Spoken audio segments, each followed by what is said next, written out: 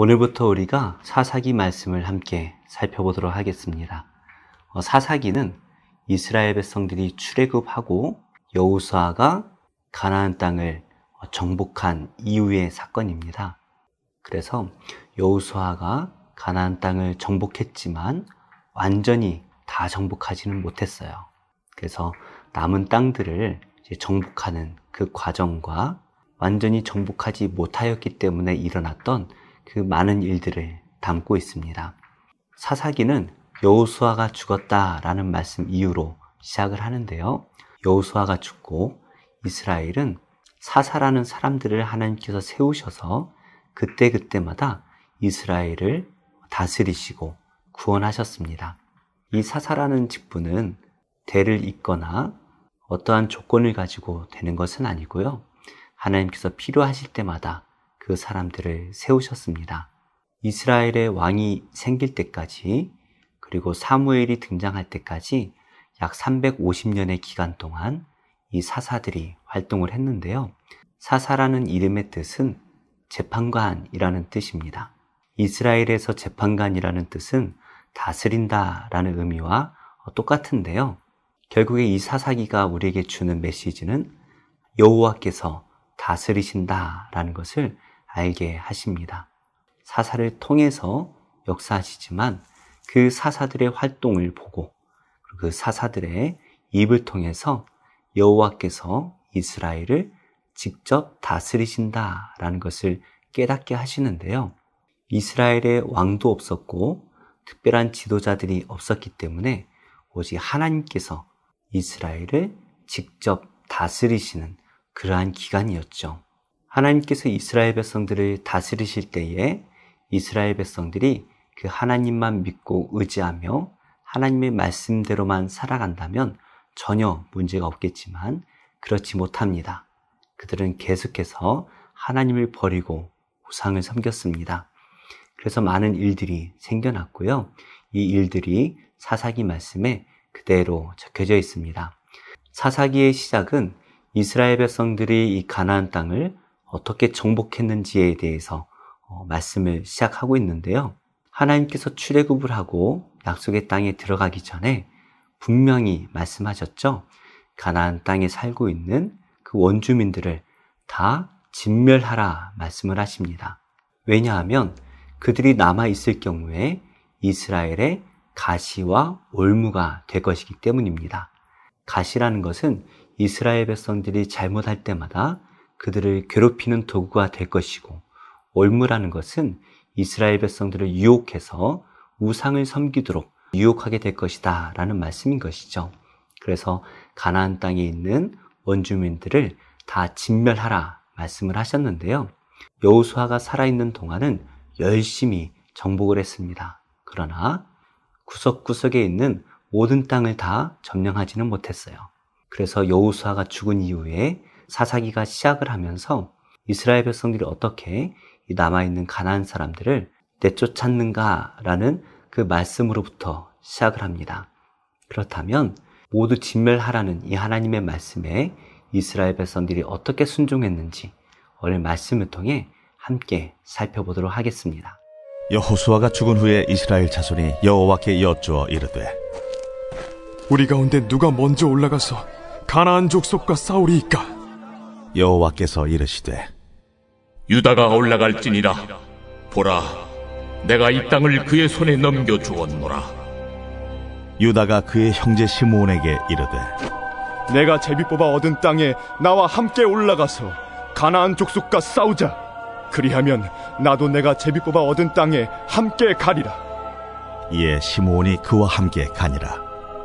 유다가 올라가매 여호와께서 가나안 족속과 브리스 족속을 그들의 손에 넘겨주시니 그들이 베색에서 10,000명을 죽이고, 또 베색에서 아도니 베색을 만나 그와 싸워서 가나안 족속과 브리스 족속을 죽이니,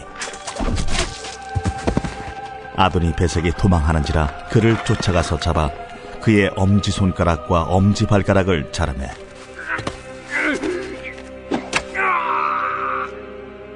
아도니 베색이 이르되, 옛적에 70명의 왕들이 그들의 엄지손가락과 엄지발가락이 잘리고 내 상 아래에서 먹을 것을 줍더니 하나님이 내가 행한 대로 내게 갚으시미로다. 무리가 그를 끌고 예루살렘에 이르렀더니 그가 거기서 죽었더라.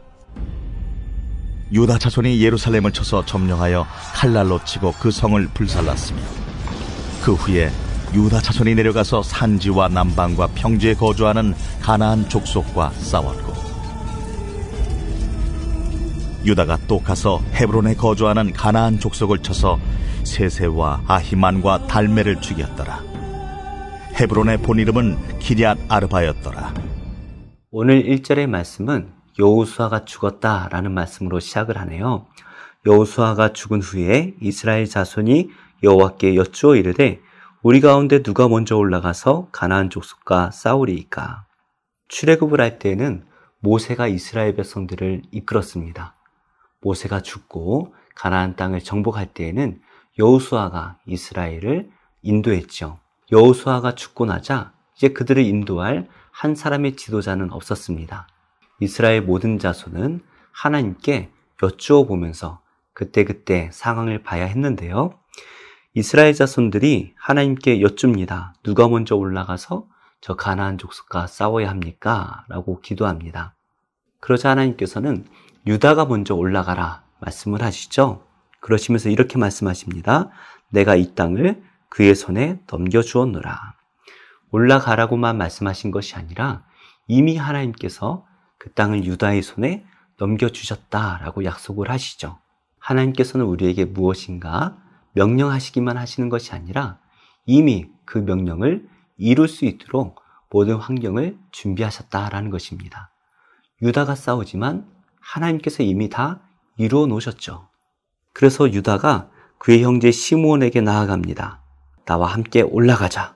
함께 가나안 족속과 싸우자 말을 합니다. 시므온 족속이 얻은 땅은 유다 땅과 함께 겹쳐져 있습니다. 그래서 유다의 족속들이 시므온과 함께 싸우자라고 말을 했고 시므온 족속은 그에 응해서 함께 싸우러 갑니다. 4절 말씀이죠. 유다가 올라가매 여호와께 가나안 족속과 브리스 족속을 그들의 손에 넘겨주시니 그들이 베색에서 10,000명을 죽이고 하나님께서 올라가라 말씀하시자 유다가 그 말씀에 즉각적으로 순종하여서 싸우러 올라갑니다. 그래서 가나안 족속과 브리스 족속을 하나님께서 이미 그들의 손에 넘겨주셨다라고 말씀을 하시죠.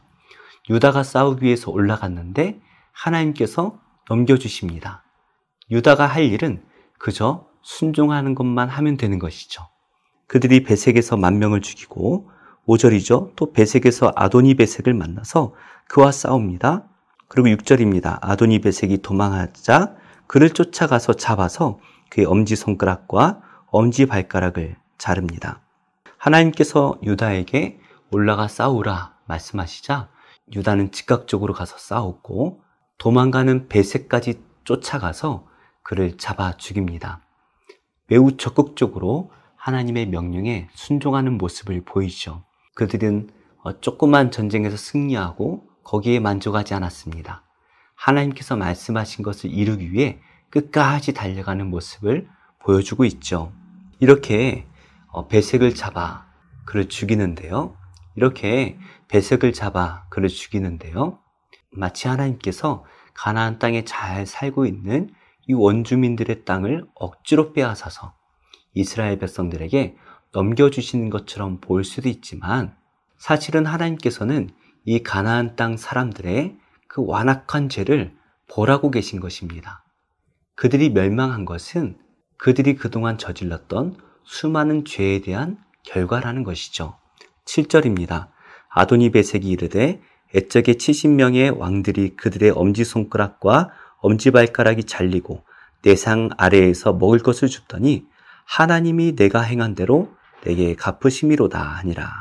그렇죠. 이미 이 베색은 70명의 왕들의 엄지손가락과 엄지발가락을 잘랐습니다. 매우 비참하죠. 그들을 죽인 것도 아니고 살아도 산 것도 아닌 것처럼 만들어 놓고 자신의 상 밑에서 주워 먹는 그것을 즐기며 살았던 것이에요. 결국 이 베색이 엄지손가락과 엄지발가락이 잘리는 것을 보고 스스로 깨닫습니다. 하나님께서 나에게 버려주신 것이구나 라는 것이죠. 결국에 하나님께서는 이 가나안 땅에 살아가는 이 죄악된 사람들을 다 내쫓으시고 그 땅을 하나님의 거룩한 땅으로 새롭게 만드시기를 원하셨습니다.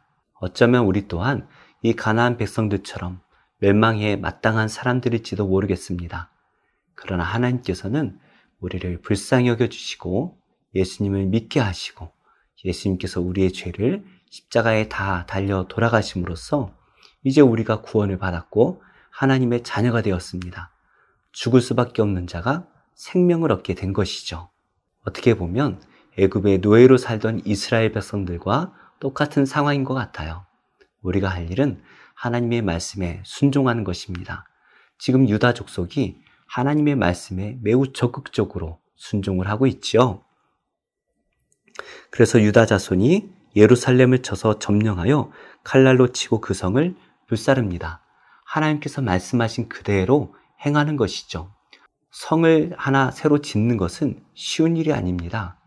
그런데 그 성을 불사르라 말씀하신 하나님의 말씀에 순종하여서 그 성을 불사릅니다. 그런데 여기서 말하는 예루살렘은 예루살렘 성만을 의미하는 것 같진 않아요. 그 언덕 위에 있는 예루살렘 성을 중심으로 해서 그 주변의 많은 땅들을 다 예루살렘으로 여겼던 것 같습니다. 그래서 나중에 보면 베냐민이 정복해야 되는 그 지역과 좀 겹치기도 하고요. 북쪽에 여부스 족속이 이 예루살렘을 통치하게 됩니다. 그래서 나중에 다윗이 다시 이 예루살렘 성을 탈환하는 그러한 일들이 일어납니다. 어찌되었든 이 유다 족속은 하나님께서 말씀하신 대로 순종을 하죠. 그래서 계속해서 유다 자손이 내려가서 산지와 남방과 평지에 거주하는 가나안 족속과 싸우고요. 또 나아가서 헤브론에 거주하는 가나안 족속을 쳐서 세세와 아이만과 달메를 죽입니다. 이렇게 하나님께서 이스라엘 백성들에게 명령하신 대로 유다가 다 순종을 합니다. 이렇게 사사기의 시작은 순조롭게 시작을 하는 것처럼 보입니다. 정말 출발이 너무나 좋아 보이죠. 하나님께 나아가서 말씀을 듣기 원했고 말씀하신 그대로 순종하여 행합니다. 그것도 매우 적극적으로 순종하여 행하죠. 말씀을 듣는 것으로 그치지 않고 그 들은 말씀을 적극적으로 순종하며 행하는 것, 이것이 바로 신앙생활의 출발점입니다. 하나님의 말씀을 듣는 것으로 그치지 않고 그 말씀을 이루며 살아갈 때에 이 말씀이 우리 안에 살아있게 되고 이 순종함으로 우리의 믿음이 성장할 수가 있는 것이죠. 오늘도 우리 앞에 하루가 놓여져 있습니다. 그냥 그렇게 살아갈 수도 있겠지만 오늘도 우리 하나님 말씀을 잘 묵상하면서 하나님께서 나에게 바라시는 뜻이 무엇일까 기도하면서 적극적으로 순종하셔서 하나님의 말씀을 이루며 살아가는 복된 하루가 되시기를 예수님의 이름으로 축복합니다.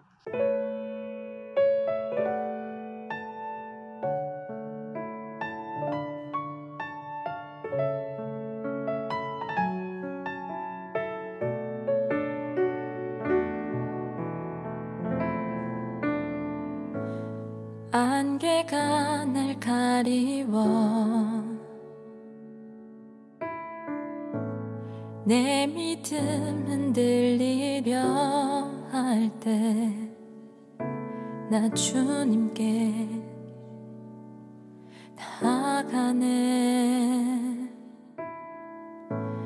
주님은 산 같아서 여전히 그 자리에 계셔. 눈을 들면 보이리라 날 위한 그 사랑. 주는 나의 도움이시며 주의 계획 영원하시네. 주의 위엄 앞에 믿음으로 순종해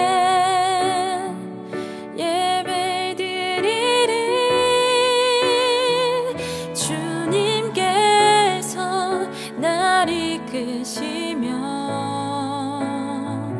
주가 항상 함께 하시네. 주의 사랑 안에 믿음으로 순종해 예배드리리 영원히.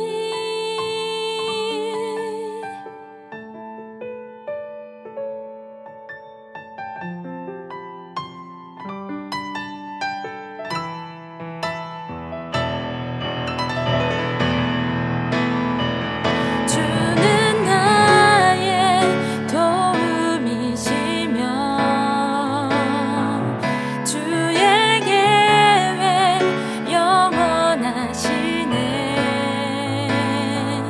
주의 위엄 앞에 믿음으로 순종해 예배드리리. 주님께서 날 이끄시며 주가 항상 함께 하시네. 주의 사랑 안에 믿음으로 순종해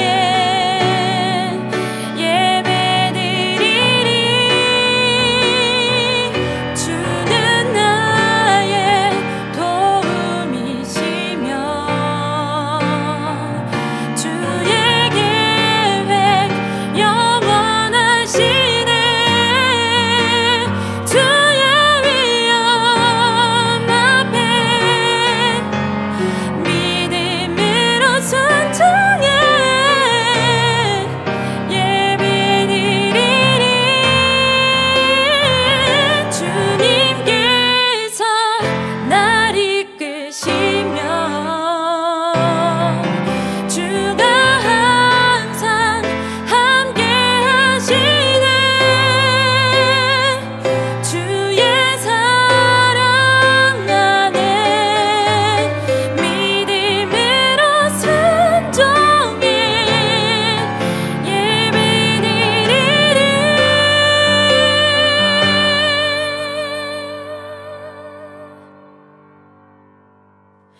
영원히.